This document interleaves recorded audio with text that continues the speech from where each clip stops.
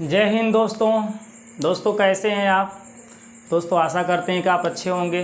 तो दोस्तों आज हम लोग पढ़ेंगे कक्षा 12 का समाकलन, जिसे इंग्लिश में हम इंटीग्रल बोलते हैं। दोस्तों प्रश्नावली हम क्या देखेंगे 7.1 को। ठीक है दोस्तों हमने इसके पहले सारे सूत्रों को समझा दिया है, लिख दिया है। आप लोग उसे याद कर लीजिएगा। पार्ट 1, 2 में हमने टोटल सूत्र को लिख दिया है। ठीक है दोस्तों। तो दोस्तों प्रश्नावली 7.1 में हमारा जो पहला क्वेश्चन है, निम्नलिखित फलनों के प्रति अवकलज समाकलन निरीक्षण विधि द्वारा ज्ञात कीजिए। तो दोस्तों प्रति अवकलज का मतलब क्या हो जाता है? समाकलन। ठीक, हमने कहा था ना अवकलन का उल्टा क्या होता है? समाकलन। मतलब समाकलन का उल्टा अवकलन होता है और अवकलन का उल्टा समाकलन। तो प्रति अवकलज का मतलब क्या हो जाता है? प्रति अवकलज का मतलब हो जाता है अवकलन का उल्टा, यानी अवकलन का उल्टा हमें निकालना है। क्या निकालना है? समाकलन निकालना है। तो दोस्तों किस विधि से निकालना है? निरीक्षण विधि से। तो दोस्तों देखिए इस क्वेश्चन को हम कैसे सॉल्व करेंगे। पहले क्वेश्चन नंबर फर्स्ट को देख लेते हैं। ठीक है दोस्तों, तो पहला क्वेश्चन हमारा क्या देता है? sin 2x देता है। अब दोस्तों देखिए हम ये सोचेंगे कि किसका हम अवकलन करें कि sin 2x आएगा। दोस्तों इसमें हमें अवकलन करना पड़ेगा। निरीक्षण विधि में क्या करना पड़ेगा? अवकलन करना पड़ेगा। तो दोस्तों d/dx अगर जो cos 2x हो, d/dx क्या हो? cos 2x हो, तो इसका अवकलन दोस्तों आता है -sin 2x। आता है कि नहीं आता है? d/dx cos 2x का अवकलन क्या आता है? -sin 2x। तो दोस्तों हमें sin 2x लाना है, इसीलिए हम यहाँ पे sin 2x लाने के लिए cos का अवकलन करेंगे। ठीक है ना। जिसका भी अवकलन करने से sin 2x आए आपको सोचना है, तो भाई cos 2x का ही अवकलन करने से sin 2x आएगा। अब ये प्लस में है तो क्यों माइनस में आ रहा है? इससे आपको परेशान नहीं होना है कि ये तो प्लस में और यहाँ माइनस आ रहा है। sin 2x खाई लाना है, माइनस में आया या प्लस में आया उससे कोई मतलब नहीं होता है। तो दोस्तों d/dx cos 2x को हमने क्या लिखा? -sin 2x लिखा। अब इसका जो एंगल दिख रहा है 2x, उसका हम अवकलन करेंगे गुणे d/dx। बताइए क्या लिखेंगे? जो cos का एंगल 2x है उसका अवकलन करेंगे, यहाँ 2x को लिखेंगे। तो दोस्तों आगे देखिए हमें क्या मिलेगा? -sin 2x गुणे ये दो अचर संख्या है, आगे निकल जाएगी, d/dx के आगे चली जाएगी। तो यहाँ d/dx के पीछे बताइए क्या बचेगा? x बचेगा। ये दो अचर संख्या है ना, तो d/dx के आगे चला जाएगा। तो दोस्तों बताइए क्या बचेगा? -sin 2x गुणे 2 और d/dx x का मान कितना होता है? 1 होता है। ठीक है, फार्मूला याद रखिएगा। d/dx x का मान कितना होता है? 1। तो इस तरह से इसको जब सॉल्व किए तो 2 एकम कितना हो गया? -2। 2 एकम क्या हो गया? 2 हो गया। ये माइनस था तो माइनस लगा दिए हैं। और साइन क्या है? 2x है। ये किसका मान निकाला गया है दोस्तों? d/dx cos 2x का ये मान निकालने पर आया है। तो हमें तो sin 2x का खाली चाहिए, sin 2x का हमें समाकलन करना है। तो दोस्तों sin 2x को हम यहीं पर रख लेंगे और इसके आगे जो -2 दिख रहा है, इस -2 को यहाँ से क्या करेंगे? हटा देंगे। ये -2 यहाँ से क्या होगा? हट जाएगा। तो दोस्तों जब ये -2 यहाँ से हटेगा तो कहाँ जाएगा? बराबर के इधर आएगा। इसके बटे क्या होती है? 1। हर एक संख्या के बटे मैंने बोला 1 होता है ना।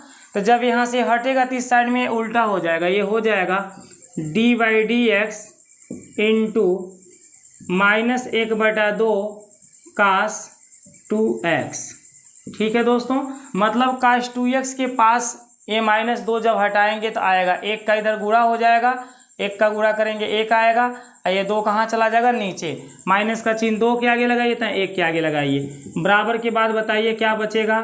sin 2x बचेगा। समझ पाए दोस्तों? इस -2/1 को जब बराबर की इधर भेजेंगे तो -1/2 होगा और cos 2x के आगे आ जाएगा। d/dx बाकी आगे हम लिख लेंगे। ठीक है दोस्तों। अब दोस्तों हमें इसका समाकलन निकालना था। sin 2x का क्या निकालना था? समाकलन। तो जैसे हम यहाँ समाकलन और dx लगाएंगे, इस sin 2x के आगे क्या लगा देंगे? समाकलन का चिन्ह, और क्या लगा देंगे? dx, क्योंकि x के सापेक्ष इसका समाकलन होता है दोस्तों। तो ये sin 2x को हमने लिख दिया, समाकलन का चिन्ह लगा दिया, dx लगा दिया। इतना करते ही दोस्तों ये d/dx हमारा गायब हो जाएगा, यही हमारा बच जाएगा। तो इस संख्या का यही समाकलन कहलाएगा। क्या बच जाएगा? -1/2 cos 2x। तो दोस्तों जो sin 2x दिया था उसका समाकलन हमने यहाँ देखिए निकाल दिया। क्या आया? -1/2 cos 2x आया। ठीक है दोस्तों, तो दोस्तों यही आपका क्या हो जाएगा आंसर। इसको इधर कर लीजिए, इसको उधर कर लीजिए, उससे कोई दिक्कत नहीं है। कहीं और इसको देखिए यहाँ पे लिख के दिखा दे रहे हैं। समाकलन क्या लिख सकते हैं, sin 2x dx, इसकी वैल्यू कितनी आ गई है बताइए, तो -1/2 cos 2x आ गया है। ठीक है ना दोस्तों, -1/2 cos 2x आ गया है। हम cos 2x का 1 में गुणा कर दें, ये मेरा आंसर है दोस्तों। अगर cos 2x का आप 1 में गुणा कर दें तो -cos 2x/2 भी इसका आंसर आप लिख सकते हैं। ये भी सही है दोस्तों, ये भी सही है। cos 2x का यहाँ 1 में गुणा हो गया यहाँ, तो ये cos 2x बन गया। ठीक है दोस्तों, तो आपकी जैसी इच्छा मन करे तो इसको आंसर बोलिए या ऊपर वाले को बोलिए। तो दोस्तों इस तरह से हम निरीक्षण विधि में प्रति अवकलज यानी कि समाकलन ज्ञात करते हैं दोस्तों। ठीक है, हम सोचते हैं जिसका बोलता है समाकलन ज्ञात करने के लिए, जिस संख्या का बोलता है समाकलन ज्ञात करने के लिए, तो हम सोचते हैं कि किस संख्या का अवकलन करने से ये प्राप्त होगा, ये सोचकर उसी का हम अवकलन करते हैं। ठीक है दोस्तों चलिए इसी तरह से हम दूसरा क्वेश्चन को समझा दे रहे हैं। देखिए क्या दिया है, cos 3x दिया है, cos 3x दिया है और इसका हमें क्या करना है, समाकलन करना है। तो दोस्तों हम सोचेंगे cos 3x किसका अवकलन करने से आएगा, तो दोस्तों sin 3x का अवकलन करने से ही cos 3x आएगा। तो हम यहाँ लिखेंगे d/dx, चूँकि d/dx cos 3x। तो दोस्तों d/dx cos 3x को क्या है, d/dx sin 3x को क्या लिखेंगे, cos 3x लिखेंगे। d/dx sin 3x क्या हो जाता है, cos 3x। दोस्तों अवकलन में आप देखेंगे तो फार्मूला d/dx sin होता है तो cos बन जाता है, तो d/dx sin 3x मेरा क्या बन जाएगा, cos 3x बन जाएगा। जो एंगल यहाँ रहेगा वही एंगल यहाँ रहेगा। अब दोस्तों साइन का एंगल जो 3x दिख रहा है उसका हम अवकलन करेंगे, तो d/dx क्या लिखेंगे, 3x लिखेंगे। इसलिए दोस्तों बताइए d/dx sin 3x बराबर क्या आ गया, cos 3x आ गया, गुणे ये 3 हमारा अचर संख्या है, इसका अवकलन नहीं होगा तो ये d/dx के आगे चला जाएगा, d/dx का बचेगा x। ठीक है ना दोस्तों, अगर ये 3 मेरा अचर संख्या खाली रहता, x नहीं रहता तो ये आगे नहीं जा पाता। सपोर्ट पा रहा है दोस्तों, x का ये क्या पा रहा है, सपोर्ट, इसीलिए ये आगे निकल जा रहा है। अगर यहाँ x ना रहे तो इसको कोई सपोर्ट करने वाला नहीं रहेगा, तो ये ऑलरेडी यहीं ठहर जाएगा और d/dx इसे क्या करेगा, परास्त कर देगा, इसे क्या करेगा, ख़त्म कर देगा। तो दोस्तों हर एक कार्य में किसी न किसी का सपोर्ट होना ज़रूरी होता है, तभी इंसान आगे निकल पाता है। अगर हम किसी का सपोर्ट ना पावें तो फिर आगे नहीं निकल सकते हैं। ठीक है दोस्तों, तो दोस्तों आप लोग को एक अध्यापक के सपोर्ट की ज़रूरत है, जो कि अध्यापक आपको सपोर्ट कर रहे हैं, तो देखिए आप आगे दिन पर दिन बढ़ते जा रहे हैं। ठीक है दोस्तों, तो दोस्तों आप लोग को समझ में आया कि ये 3 हमारा अचर संख्या है, तो 3 मेरा कहाँ चला जाएगा, d/dx के आगे। क्यों चला जाएगा, क्योंकि इसके पास में x है, x यहाँ रुक जाएगा और 3 मेरा आगे चला जाएगा। तो आगे दोस्तों बताइए क्या होगा, ये cos 3x हो जाएगा, गुणे ये 3 हो जाएगा, d/dx x का मान 1 हो जाता है। तो इस तरह से 3 का 1 में गुणा करेंगे, 3 cos 3x हो जाएगा। तो दोस्तों ये किसका मान निकला बताइए, तो d/dx sin 3x का ये मान निकला हुआ है। लेकिन दोस्तों हमें तो खाली cos 3x का समाकलन निकालना है, तो हम इस cos 3x को यहाँ रोक लेंगे और 3 को यहाँ से हटा देंगे। तो दोस्तों जब ये 3 हटेगा तो आपको पता है ना, इसके बटे 1 होता है, इसके बटे क्या होता है, 1। तो यही 1 ऊपर आएगा, 3 कहाँ आएगा, नीचे। तो ये हो जाएगा d/dx 1/3 sin 3x हो जाएगा। ठीक है ना, 1 यहाँ ऊपर चला जाएगा और 3 कहाँ आ जाएगा, बटे में, उल्टा हो जाता है, 1 ऊपर और 3 नीचे। देखिए यहाँ ऊपर आ गया, नीचे आ गया, और इस साइड में क्या बचेगा, cos 3x बच जाएगा। ठीक है, तो दोस्तों जैसे हम यहाँ समाकलन का चिन्ह लगाएंगे और dx लिखेंगे तो क्या होगा, d/dx हमारा हट जाएगा, यही आंसर हो जाएगा। तो चलिए हम यहाँ पे लिख देते हैं, इसके आगे cos 3x के आगे समाकलन लगा देते हैं। ठीक है, और यहाँ dx लिख देते हैं। तो दोस्तों जैसे देखिए cos 3x के आगे मैंने समाकलन का चिन्ह लगाया, dx लिखा, तो यहाँ का d/dx क्या होगा, ख़त्म हो जाएगा, यही मेरा आंसर हो जाएगा। बताइए 1/3 sin 3x आ जाएगा, 1/3 sin 3x आ जाएगा। ठीक है ना दोस्तों, आगे दोस्तों आप चाहते हैं तो +c भी लिख सकते हैं, नहीं लिखेंगे तब भी सही है, लिखेंगे तब भी सही है। तो दोस्तों यही हमारा क्या हो जाता है, इस क्वेश्चन का आंसर हो जाता है। ठीक है दोस्तों, तो दोस्तों उम्मीद करते हैं कि ये क्वेश्चन आपको समझ में आ रहा होगा। चलिए दोस्तों अब आगे हम चलते हैं क्वेश्चन नंबर 3 के तरफ। क्वेश्चन नंबर 3 को देख लेते हैं कैसे सॉल्व किया जाएगा। देखिए दोस्तों क्वेश्चन नंबर 3 में हमारा क्या दे रहा है, दे रहा है e के पावर 2x। तो दोस्तों हमने आपको बताया कि इसका समाकलन करना है, तो आप समाकलन का चिन्ह और dx यहाँ लिख सकते हैं, क्योंकि इसका समाकलन करना है, इसका समाकलन निकालना है। तो दोस्तों हमें वही कार्य करना है, e पावर 2x किसका अवकलन करने से आएगा, तो यहाँ लिखना है d/dx e के पावर 2x। दोस्तों e के पावर 2x का जब अवकलन करेंगे तो e के पावर 2x ही आएगा, इसका अवकलन करने से ही आएगा। अब इसके जो घात दिख रहा है 2x, उसका अवकलन होगा, d/dx क्या लिखा आएगा 2x, जो e के पावर दिख रहा है 2x ना, उसका अवकलन होगा। तो बताइए e के पावर ये 2x हो गया गुणे 2, देखिए x का सपोर्ट पा रहा है इसलिए आगे निकल जाएगा, d/dx कौन बच जाएगा x, तो e के पावर क्या हो गया 2x गुणे 2 और d/dx x का मान क्या हो जाएगा 1। इस तरह से इनका गुणा करेंगे तो कितना आएगा, इनका गुणा करेंगे तो आएगा 2e के पावर 2x। ठीक है, तो किसका मान निकला है दोस्तों, d/dx e के पावर 2x का ये मान निकला है। अब दोस्तों हमें तो खाली e के पावर 2x का समाकलन करना है, तो e के पावर 2x को यहाँ रोक लेंगे और 2 को क्या करेंगे, हटा देंगे। ये जब 2 हटेगा तो यहाँ आके 1/2 बन जाएगा, तो ये बन जाएगा d/dx 1/2 e के पावर 2x बराबर में दोस्तों क्या बचेगा, e के पावर 2x यहाँ बच जाएगा।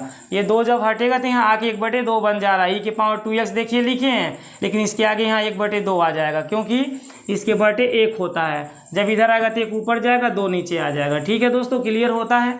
अब दोस्तों हमने क्या समझा, जैसे यहाँ समाकलन का चिन्ह लगाएंगे और dx लगाएंगे तो यहाँ का d/dx हट जाएगा, ये आंसर हो जाएगा। तो चलिए अब यहाँ पर देखिए, इसके आगे मैं समाकलन का चिन्ह लगा करके e के पावर 2x और dx लिख दूंगा। तो जब दोस्तों इसके आगे समाकलन लग गया, dx लग गया, तो d/dx खत्म हो गया, ये मेरा आंसर हो जाएगा। क्या हो जाएगा बताइए, 1/2 e के पावर 2x। इच्छा है तो प्लस सी भी लिख लीजिए, नहीं इच्छा है तो रहने दीजिए। ठीक है, यही आपका क्या होगा आंसर। दोस्तों प्लस सी लिख सकते हैं, नहीं लिख सकते हैं, उसमें कोई दिक्कत नहीं है। प्लस सी लिखते हैं तो सही है, क्योंकि कोई अचल संख्या यदि है तो उसका मान लीजिए, और मैंने समझाया ना कि अवकलन करने को 0 हो जाता है, तो उसी को दर्शाने के लिए यहाँ पर हम प्लस सी लगा देते हैं। ठीक है दोस्तों, तो दोस्तों ये हमारा क्वेश्चन नंबर 3 का आंसर हो गया। अब दोस्तों हम क्वेश्चन नंबर 3 के बाद कौन सा देखेंगे, क्वेश्चन नंबर 4 को देखेंगे। तो देखिए दोस्तों क्वेश्चन नंबर 4 हमारा क्या कहता है, ax + b के पावर 2, यानी ax + b का होल स्क्वायर दिया है, और इसका हमें क्या करना है, समाकलन करना है। जब समाकलन लगाएंगे तो यहाँ dx लगा देंगे, क्योंकि x का टर्म चल रहा है इसलिए dx चाहिए। ठीक है दोस्तों, अब दोस्तों हम फिर सोचेंगे ax + b के होल स्क्वायर किस संख्या के अवकलन करने से प्राप्त होगा। तो दोस्तों d/dx ax + b के अगर होल क्यू का हम अवकलन करें, ax + b के होल क्यू का यहाँ अवकलन करें तो ये हमें ax + b का होल स्क्वायर दे देगा। दोस्तों देखिए d/dx ax + b के होल क्यू का फार्मूला क्या बनेगा, तो दोस्तों इस फार्मूला को आप याद रखिएगा, d/dx x के पावर n। ये फार्मूला कैसे टूटता है, n x के पावर n-1 बन जाता है, ये घात n आगे आती है और इस n में से एक क्या होता है, घट जाता है। उसी तरह से दोस्तों ये 3 आगे आएगा और ax + b यहाँ लिख करके 3 में से 1 घटा देंगे, यहाँ पर 3 में से 1 क्या करेंगे, घटा देंगे। 3 में से 1 घटा देंगे दोस्तों तो 2 आ जाएगा, क्या आ जाएगा 2। अब दोस्तों किसका अवकलन करेंगे, जो ब्रैकेट के अंदर बंद है। ब्रैकेट के अंदर बताइए क्या बंद है, ax + b, तो यहाँ हम लिख देंगे d/dx ब्रैकेट के अंदर हमारा ax + b हो जाएगा। ठीक है ना दोस्तों। अब दोस्तों आगे देखिए, बराबर का चिन्ह यहाँ से लगा लीजिए। देखिए क्या लिखा है, 3ax + b का होल स्क्वायर, और d/dx किसके पास जाएगा, ax के पास जाएगा, d/dx ax लिखा आएगा, प्लस d/dx किसके पास जाएगा बताइए, b के पास चला जाएगा। ठीक है दोस्तों, तो आगे देखिए क्या होगा, 3ax + b का होल स्क्वायर, ब्रैकेट में जाते हैं दोस्तों, a किसका सपोर्ट पा रहा है, x का सपोर्ट पा रहा है, x चर संख्या इसलिए a को आगे भेज देगा, तो d/dx कौन बचेगा, x बच जाएगा, प्लस यहाँ b को देखिए किसी चर संख्या का सपोर्ट नहीं मिला, ऑलरेडी अकेला है, तो ये अकेला है तो बेचारा क्या होगा, नष्ट हो जाएगा ये। ठीक है, 0 हो जाएगा, इसको काट पीट के खत्म कर देगा, d/dx इसको समाप्त कर देगा। ठीक है दोस्तों, तो आगे चलते हैं, क्या हमें मिला, 3ax + b का होल स्क्वायर, और इस ब्रैकेट में आते हैं तो a बचा है, और d/dx x का मान क्या हो जाता है 1। दोस्तों 0 को छोड़ दीजिए, 0 माने कुछ नहीं हुआ। ठीक है, तो a का हम 1 में गुणा करेंगे तो यहाँ क्या मिलेगा a, और इस a का गुणा कहाँ होगा 3 में। दोस्तों यहाँ गुणे का चिन्ह है ना, तो a का 1 में गुणा करेंगे a आएगा, और a का 3 में गुणा करेंगे तो ये हो जाएगा 3a। अब ब्रैकेट में क्या होगा, ax प्लस बी का होल स्क्वायर। तो दोस्तों ये बताइए किसका मान आपने निकाला, ये आया है D by D X ax plus B के होल क्यू का ये मान है। लेकिन दोस्तों हमें तो ax प्लस बी के होल स्क्वायर का समाकलन जानना है, ax प्लस बी के होल स्क्वायर का। तो जिसके आगे 3 ये देख पा रहे हैं, ये 3 यहाँ से हट जाएगा, तो आपको पता नहीं इसके बटे 1 है। मैंने हर एक सवाल में बता रहा हूँ इसके बटे 1 है। जब ये हटेगा तो 1 बटे का बन जाएगा 3 ये। तो यहाँ पर देखिए क्या बन जाएगा, ये ax प्लस बी के होल स्क्वायर का जो मान आएगा, इसका जो मान आएगा तो यहाँ 1/3 आ जाएगा। डी बाई डी एक्स बताइए क्या आ जाएगा, 1/3a। अब ब्रैकेट में क्या हो जाएगा, ax प्लस बी का होल क्यूब। ठीक है ना, देखिए ax प्लस बी का क्या हो जाएगा, होल क्यूब। इस ब्रैकेट के आगे 1 क्या हो जाएगा, 3। यही 1 ऊपर चला जाएगा, 3 ये हमारा नीचे आ जाएगा, तो 1/3 ये हो गया। अब दोस्तों जैसे हम यहाँ समाकलन का चिन्ह लगा देंगे, ax प्लस बी का होल स्क्वायर, समाकलन का चिन्ह लगा दिए और यहाँ dx लिख दिए। दोस्तों x है तो dx ही लिखा आएगा, अगर यहाँ पर y है तो dy लिखा आएगा, t है तो dt लिखा आएगा, ठीक है, थीटा है तो d थीटा लिखा आएगा। तो दोस्तों इंटीग्रल के बाद हमने यहाँ dx जब लगा दिया, इस सवाल के आगे देखिए इंटीग्रल लगा दिया, dx लगा दिया, यानी संख्या का हम समाकलन निकाल रहे हैं। तो हमने बताया ना कि जब ये चिन्ह लगाएंगे तो डी बाई डी एक्स हट जाएगा, जो बच गया ये आंसर है। 1 क्या है 3a, बताइए ब्रैकेट में क्या है ax प्लस बी का होल क्यूब। तो दोस्तों यही हमारा आंसर होगा। आगे प्लस सी भी लगाना चाहते हैं तो लगा सकते हैं, नहीं लगाना चाहते हैं मत लगाइए, ठीक है दोस्तों। तो दोस्तों इस तरह से हमारा क्वेश्चन नंबर 4 भी समाप्त हो जाता है। उम्मीद करते हैं दोस्तों क्वेश्चन नंबर 4 भी आपको समझ में आ गया होगा। अब दोस्तों क्वेश्चन नंबर 5 को देख लेते हैं कि क्वेश्चन नंबर 5 को हम कैसे सॉल्व करेंगे। ये थोड़ा सा दोस्तों बड़ा क्वेश्चन है, देख लीजिए।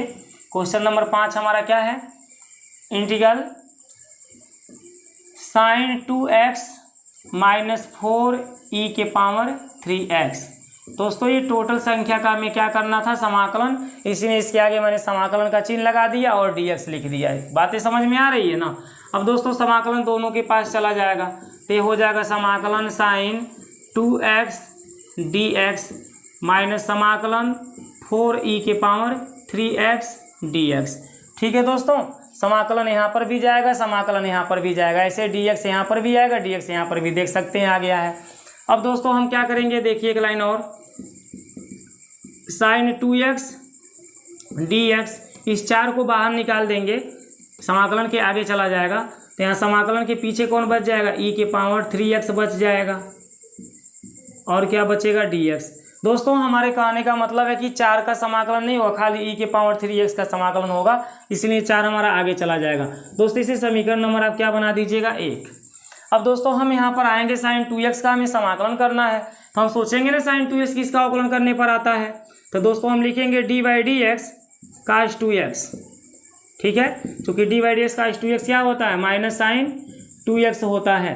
और दोस्तों जब इसका एंगल जो 2x देख रहे हैं उसका अवकलन करेंगे, डी बाई डी एक्स क्या लिखेंगे 2x, तो बताइए क्या बन जाएगा, थोड़ा और आगे बढ़ा लीजिए, माइनस sin 2x है, यह है माइनस साइन क्या है 2x, अगुड़े में बताइए 2 का अवकलन नहीं होगा, ये तो आगे आ जाएगा, डी बाई डी एक्स कौन बचेगा, x बचेगा, x यहाँ बच जाएगा, 2 आगे आ जाएगा, तो D by D x x का मान कितना हो जाता है, 1 हो जाता है।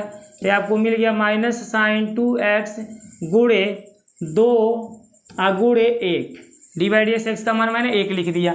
अब बताइए इनका जब हम गुणा करेंगे तो हमें क्या देगा, ये हमें देगा 2 एकम, यहाँ माइनस का चिन्ह माइनस लगा दिए, 2 एकम क्या हो जाएगा 2 sin 2x।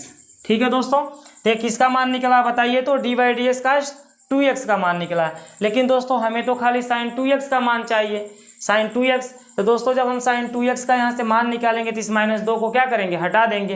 तो चलिए sin 2x का हम यहाँ मान निकाल लेते हैं, किसका मान निकाल लेते हैं, sin 2x का। तो दोस्तों उसके आगे देख सकते हैं -2 है, ये जो -2 है ये हट जाएगा तो कहाँ जाएगा, यहाँ पर आएगा, तो हम लिखेंगे D by D X -1/2 cos 2x। दोस्तों इसी संख्या का ये मान है, D by D X cos 2x का ये मान है। ठीक है, इसी को सॉल्व करने से नहीं आया है, तो हमने क्या समझाया, sin 2x का जब मान निकालेंगे तो -2 को हटाएंगे, और जब -2 हटेगा तो इसके बटे का है 1 है, ये मेरा 1 ऊपर चला जाएगा, -2 नीचे आ जाएगा, तो -2 के लगे लगाइए या 1 के लगे लगाइए, कहीं लगा सकते हैं। तो डी बाई डी एक्स और यहाँ क्या हो जाएगा -1/2। वही देखिए -1/2 मैंने लिख लिया। अब दोस्तों जैसे यहाँ समाकलन का हम चिन्ह लगा देंगे, sin 2x के आगे क्या लगा देंगे, समाकलन का चिन्ह और dx, तो यहाँ से d/dx हमारा खत्म हो जाएगा। क्या बचेगा बताइए, -1/2 बचेगा, आकाश 2x बचेगा। ठीक है दोस्तों, प्लस में अगर जो c लगाना चाहते हैं तो लगा लीजिए, प्लस में यहाँ का लगा लीजिए। चलिए दोस्तों रहने दीजिए, प्लस सी यहाँ रहने दीजिए, ठीक है, क्योंकि जगह नहीं है, नहीं तो हम प्लस सी या C1 यहाँ लगा सकते हैं। ठीक है, लगाना चाहते हैं चलिए यहाँ लगा लीजिए, इसी स्टेप में मैं बता देता हूँ, यहाँ से लगा लीजिए, इंटीग्रल sin 2x dx। यही सवाल है ना, तो इसके बराबर में बताइए क्या निकला है, -1/2 कास, बताइए कास क्या है, 2x है। अब प्लस में हम क्या लगा देंगे, C1। क्यों C1 लगाएंगे, C क्यों नहीं लगाएंगे बताइए दोस्तों। कारण यह है कि एक पार्ट के अतिरिक्त दूसरा पार्ट भी है, तो इसका भी अवकलन करेंगे तो C आएगा। तो यहाँ पर भी C, यहाँ पर भी C, दोनों जगह C नहीं लगेगा, यहाँ पे C1 लगाएंगे, इसकी जगह पे क्या लगाएंगे, C2। तो दोस्तों अभी आपने देखा समीकरण 1 में का हमने sin 2x का समाकलन करके निकाल दिया क्या आ रहा है। अब इसी में का भी e⁻3x का हमें समाकलन करना बाकी है। जब इसका हम समाकलन कर लेंगे तो इसको समीकरण 2 बना दीजिए, समीकरण 2 का मान, और अभी e⁻3x का जो समाकलन निकलेगा उसे समीकरण 3 बना देंगे। समीकरण 2 और समीकरण 3 से मान ला के क्या करेंगे, समीकरण 1 में रख देंगे। तो चलिए दोस्तों इसको मिटा करके इसके जो शेष पार्ट है उसको मैं समाकलन करके दिखा दे रहा हूँ। ठीक है दोस्तों, ये सब मिटा दे रहे हैं क्योंकि हमें इसकी अभी ज़रूरत नहीं है, समीकरण 1 की खाली ज़रूरत है, और ये जो मान निकला हुआ है इसकी ज़रूरत है। समीकरण देखिए ये किसका मान निकला हुआ बताइए, तो ये हमारा मान निकला हुआ sin 2x, समाकलन sin 2x dx, इसी का मान निकला हुआ है। तो दोस्तों बताइए इस स्थान पर तो आप आराम से ये मान रख सकते हैं, लेकिन e⁻3x का भी समाकलन नहीं निकला है, तो यहाँ पर निकाल लीजिए। बताइए किसका अवकलन करने से e⁻3x आएगा, तो आपको पता है कि e⁻3x का अगर हम अवकलन करेंगे तो e⁻3x ही आएगा, लेकिन इसके जो पावर 3x है उसका भी अवकलन हो जाएगा। ठीक है, d/dx 3x। तो दोस्तों बताइए क्या होगा, e⁻3x गुणे यहाँ सब समझ चुके हैं 3 आएगा, क्योंकि 3 आगे आ जाएगा, x का मान क्या हो जाएगा, d/dx x का मान 1 हो जाएगा। तो दोस्तों इस 3 को जब यहाँ से हटा देंगे, यहाँ से जब 3 को हटा देंगे तो e⁻3x का हमें मान पता चल जाएगा। तो दोस्तों जब ये 3 हटेगा तो कहाँ जाएगा, यहाँ आ जाएगा d/dx की तरफ, d/dx 1/3 e के पावर क्या हो जाएगा 3x। अब दोस्तों जब यहाँ समाकलन का चिन्ह और dx लगाएंगे तो d/dx हट जाएगा। तो चलिए यहाँ समाकलन का चिन्ह लगा लीजिए, e⁻3x dx। ठीक है, इसके आगे देखिए मैंने समाकलन का क्या किया, चिन्ह लगा दिया और dx भी लिख दिया। तब यहाँ का d/dx हट जाएगा, 1/, क्या आएगा 3 e⁻3x। ये हमारा प्लस C2 कर लीजिए, प्लस क्या हो जाएगा C2। ठीक है, उसमें C1 जोड़े हैं ना, तो इसमें C2 जोड़ दीजिए। अब इसको हम समीकरण क्या कहेंगे बताइए, 3 कहेंगे। तो दोस्तों समीकरण 2 और 3 का जो मान निकला वो समीकरण 1 में क्या होगा, रखा जाएगा। तो लिख लीजिएगा समीकरण 2 और 3 का मान, समीकरण 2 और 3 का मान समीकरण 1 में रखने पर। तो बताइए यहाँ पर इंटीग्रल sin 2x dx की जगह क्या लिखेंगे, ये मान को लिखेंगे -1/2 कास 2x प्लस C1। ठीक है ना दोस्तों, इसके स्थान पर आपने जो मान निकाला था वो ला के पुट कर दिया, माइनस का चिन्ह लगा दीजिए, फिर 4 गुणे इंटीग्रल e⁻3x dx। इसका मान देखिए, इंटीग्रल e⁻3x dx का मान कितना निकला, 1/3 निकला है, e⁻3x प्लस C2। तो यहाँ 1/3 e के पावर क्या लिख दीजिए 3x प्लस C2। ठीक है दोस्तों, इतना आपको क्लियर हो जाती है ना। अब दोस्तों हम क्या करेंगे बताइए, इसको हटा दीजिए, इसको भी हटा दीजिए, ये सब की अब ज़रूरत खत्म हो गई क्योंकि मान हमने क्या किया, पुट कर लिया है इसमें। तो दोस्तों इस सवाल का जो आंसर आने वाला है, देखिए क्या आने वाला है। देखिए दोस्तों हमारा क्या आ गया, -1/2 कास में 2x, C1 को भी रहने दीजिए, -4 का गुणा करिए 4/3 e⁻3x प्लस यहाँ पर क्या है दोस्तों C1 और प्लस में क्या है C2। तो दोस्तों ये जो C1 प्लस C2 आप देख रहे हैं, इसको हम यहाँ लिख देंगे कि C के बराबर क्या है C1 प्लस C2। इन दोनों के बराबर हम C मान लेंगे, तो इन दोनों के जगह हम क्या रख सकते हैं दोस्तों C। यही हमारा क्या हो जाएगा आंसर। समझ पा रहे हैं ना। तो दोस्तों इस तरह से जो C1 प्लस C2 इसकी जगह हमने C मान लिया है, तो C1 प्लस C2 की जगह मैंने C को पुट कर लिया है। तो इस सवाल 5 का यही हमारा क्या हो जाएगा, आंसर हो जाएगा। अब दोस्तों चलिए, निरीक्षण विधि खत्म हो गया। अब आगे चलते हैं तो क्या देता है, निम्नलिखित समाकलनों को ज्ञात कीजिए। दोस्तों क्वेश्चन नंबर 6, यहाँ देखिए समाकलन का चिन्ह है, तो हम लगा देंगे समाकलन 4e के पावर क्या है 3x प्लस में क्या है 1, और ये ब्रैकेट में बंद है, पीछे क्या है dx। दोस्तों देखिए समाकलन यहाँ पर भी जाएगा, 1 के पास भी जाएगा, तो समाकलन हमारा कहाँ आएगा 4e के पावर 3x, पीछे से dx आ जाएगा, फिर समाकलन 1 के पास जाएगा, पीछे से dx आ जाएगा। दोस्तों आगे देखिए 4 हमारा अचर है तो बाहर निकल जाएगा, समाकलन e के पावर का बचेगा 3x और dx। दोस्तों dx का 1 में गुणा कर देंगे dx हो जाएगा, और इंटीग्रल dx की वैल्यू क्या होती है, x हो जाती है। तो इस तरह से दोस्तों इंटीग्रल 1 dx की वैल्यू हमारा x हो जाएगा। दोस्तों अभी हम c नहीं लगाएंगे क्योंकि इंटीग्रल अभी हमारा दिख रहा है, ठीक है। जब इंटीग्रल खत्म पूरा लाइन से हो जाएगा तब c लगा लीजिएगा। तो देखिए हम 4 गुणे, यहाँ गुणे का चिन्ह होता है, integral e power 3x dx। दोस्तों e के पावर 3x का अवकलन, e के पावर x का अवकलन बताइए क्या होता है, इंटीग्रल e के पावर x dx की वैल्यू क्या होती है, e के पावर x हो जाती है। और दोस्तों अगर यहाँ 3x है तो हमने बताया था कि यदि इसका गुणांक कुछ x का गुणांक जो दिख रहा है वो बटे में आ जाता है। तो दोस्तों e के पावर 3x का अवकलन क्या हो जाएगा बताइए, e के पावर 3x हो जाएगा, और इसके बटे में क्या आएगा, जो x का गुणांकवा दिख रहा है 3, वही यहाँ बटे में आ जाएगा। अब प्लस में बताइए अब हम क्या लिखेंगे, तो प्लस में x लिखेंगे, और प्लस में अब क्या लगा देंगे c, क्योंकि इस लाइन में देख सकते हैं कहीं समाकलन का चिन्ह नहीं दिख रहा है। तो दोस्तों 4 बटे इसको क्या लिख सकते हैं 3, क्योंकि बटे में जो 3 है वो 4 के भी बटे लिख सकते हैं, 4 बटे 3, और e के पावर बताइए क्या है 3x, और प्लस में क्या है x, और प्लस में क्या है c, ठीक है दोस्तों। e के पावर 3x बटे 3 जो है, तो ये बटे 3 दोस्तों 4 के भी बटे लिखा सकता है, क्योंकि ये दोनों गुणे में ही है, ठीक है ना। तो 4 बटे कर लीजिए, तो इसके बटे कर लीजिए, बात एक ही होता है। तो दोस्तों ये क्वेश्चन नंबर 6 का आपको हल मैंने दिखा दिया। अब क्वेश्चन नंबर 7 का हल देख लीजिए कैसे किया जाएगा, ठीक है दोस्तों। क्वेश्चन नंबर 7 जो कि आखिरी क्वेश्चन हम लोग का इसमें का है। तो दोस्तों इंटीग्रल एक्स स्क्वायर ब्रैकेट में क्या दिया 1 - 1/x², और क्या दिया है dx। तो दोस्तों सबसे पहले तो हम क्या करेंगे, एक्स स्क्वायर का ब्रैकेट में गुणा करेंगे, एक्स स्क्वायर करने क्या होगा एक्स स्क्वायर बताइए, फिर एक्स स्क्वायर का 1 में गुणा करेंगे तो यहाँ क्या होगा x² बटे x², और बगल में क्या आ जाएगा dx, ठीक है ना। एक्स स्क्वायर के 1 में गुणा करेंगे एक्स स्क्वायर ना होगा, अब एक्स स्क्वायर से एक्स स्क्वायर क्या होगा कट जाएगा, क बार में एक बार में। तो बताइए अगला स्टेप हमारा क्या बनेगा, इंटीग्रल x² - 1 dx, ये कट के 1 बन चुका है ना। अब दोस्तों इंटीग्रल को क्या करेंगे, इस x² के पास भी ले जाएंगे और इसको 1 के पास भी ले जाएंगे, तो यहाँ लिखेंगे integral x² dx minus integral 1 dx, ठीक है। इधर से इंटीग्रल पहुंचेगा तो पीछे से कौन आता रहेगा dx आता रहेगा।